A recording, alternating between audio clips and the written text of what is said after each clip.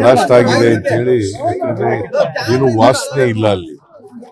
Blast ಆಗಿರ್ಬಹುದು, cylinder blast ಆಗಿರ್ಬಹುದು. ಅಲ್ಲಿ ಪೊಲೀಸ್ನವರ ವರದಿ ಮತ್ತೆ ಬಿಬಿಎಂಪಿ ಅವರ ವರದಿನೂ ಕೂಡ ಅದೇ ಇದೆ. ಇಲ್ಲಿ ಇದು ಒಂದು ವರಾಂಡ, ಚಿಕ್ಕ ಚಿಕ್ಕ ಮನೆಗಳಿದ್ದಾವೆ.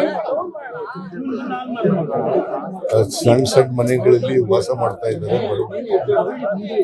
ಇಮಿಡಿಯೇಟ್ ಆಗಿ ಮಹೇಶ್ವರ ರಾವ್ ಹೇಳಿದೀನಿ, ಕೂಡಲೇ ಅವನ್ನೆಲ್ಲ ರಿಪೇರಿ ಮಾಡಿಕೊಡ್ಬೇಕು, ಮನೆಗಳನ್ನೆಲ್ಲ ರಿಪೇರಿ ಮಾಡಬೇಕು. ಮತ್ತೆ ಯಾರ್ಯಾರು ಇಂಜೂರ್ಡ್ ಆಗಿದ್ದಾರೆ, ಸುಮಾರು 9 ಜನ ಇಂಜೂರ್ಡ್ ಆಗಿದ್ದಾರೆ. ಒಂದು ಡೆತ್ ಆಗಿದೆ, 10 ವರ್ಷದ್ದು. ಅದು ಪಕ್ಕದ ಮನೆ, ಪಕ್ಕದ ಮನೆ. ಇಲ್ಲಿ ಕಸ್ತೂರಮ್ಮ ಅಂತಕ್ಕಂಥವ್ರು ಮನೆ. ಅವನ ಗಂಡ ಹೆಸರೇನು? ಗಂಡ ಹೆಸರೇನೆ ಅಯ್ಯಪ್ಪ.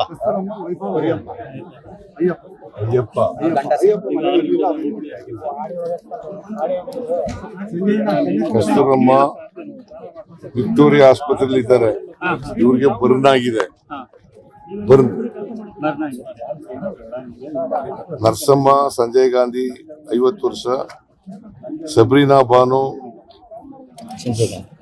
35 ವರ್ಷ, ಸಂಜಯ್ ಗಾಂಧಿ. ಮುಬಾರಕ್ ಅನ್ನೋರು ಸತ್ತೋಗಿರೋರು, ಮುಬಾರಕ್ ಅಂತಕ್ಕಂಥವ್ರು ಸತ್ತೋಗಿರೋರು. ಸಂಜಯ್ ಗಾಂಧಿ ಆಸ್ಪತ್ರೆಗೆ ಅಡ್ಮಿಟ್ ಮಾಡಿದ್ರು, ಅಲ್ಲಿ ಸತ್ತೋಗಿದ್ದಾರೆ. ಫಾತಿಮಾ ಸಂಜಯ್ ಗಾಂಧಿ ಎಂಥದ್ದು ಕಯಾಲ ಇಂದಿರಾ ಗಾಂಧಿ ಆಸ್ಪತ್ರೆ. ಸುಬ್ರಹ್ಮಣಿ 62 ವರ್ಷ, ಅಗಡಿ ಆಸ್ಪತ್ರೆ. ಶೇಖ ನಜೀದುಲ್ಲಾ 37 ವರ್ಷ, ನಿಮಾನ್ಸ್ ಆಸ್ಪತ್ರೆ. ಪ್ರಮೀಳಾ 38 ವರ್ಷ, ಸಂಜಯ್ ಗಾಂಧಿ ಆಸ್ಪತ್ರೆ. ರಾಜೇಶ್ 40 ವರ್ಷ, ಸಂಜಯ್ ಗಾಂಧಿ ಆಸ್ಪತ್ರೆ. ಸೊ ಒಟ್ಟು 10 ಜನ, ಒಬ್ಬರು ಸತ್ತೋಗಿದ್ದಾರೆ, 9 ಜನ ಇಂಜೂರ್ಡ್ ಆಗಿದ್ದಾರೆ. ಒಬ್ರು ಮುಬಾರಕ್ ಅನ್ನೋರು ಸತ್ತೋಗಿದ್ದಾರೆ. ಅವ್ರಿಗೆ, ಅವ್ರ ಮನೆ ಕುಟುಂಬದವ್ರಿಗೆ, ಮುಬಾರಕ್ಕನ ಸತ್ತೋಗಿದ್ದಾರಲ್ಲ ಅವ್ರ ಕುಟುಂಬದವ್ರಿಗೆ 5 ಲಕ್ಷ ರೂಪಾಯಿಗಳನ್ನ ಪರಿಹಾರ ಕೊಡ್ತೀವಿ. ಗಾಯಾಳುಗಳಿಗೆ ಎಲ್ಲ ನಾವೇ, ಅದ ಚಿಕಿತ್ಸೆ ಖರ್ಚೆಲ್ಲ ನಾವೇ ನೋಡ್ಕೊತೀವಿ. ಒಂದು ಮತ್ತೆ ಆ ಬರ್ನ್ ಆಗಿದೆಯಲ್ಲ ಅವಳದು ಕೂಡ ಅವೆಲ್ಲ ಪೂರ ಖರ್ಚೆಲ್ಲ ನಾವೇ ನೋಡ್ಕೊತೀವಿ, ಕಸ್ತೂರಮ್ಮ ಅಂತ ಮನೆಯವಳು. ಸೊ ಅದು ಪಕ್ಕದ ಮನೆಗಳೆಲ್ಲ ಒಂದು 14 ಮನೆಗಳು, 13 ಮನೆಗಳು ಡ್ಯಾಮೇಜ್ ಆಗಿದೆ. ಅದೆಲ್ಲ ಕೂಡಲೇ ರಿಪೇರಿ ಮಾಡಿ ಅದನ್ನ ಮಾಡಿಸ್ಕೊಡ್ತಕ್ಕಂಥ ಬಿದ್ದೋಗಿರೋ ಮನೆಗಳನ್ನೆಲ್ಲ ಕಟ್ಟಿಸ್ಕೊಡ್ತಕ್ಕಂಥ ಕೆಲಸ.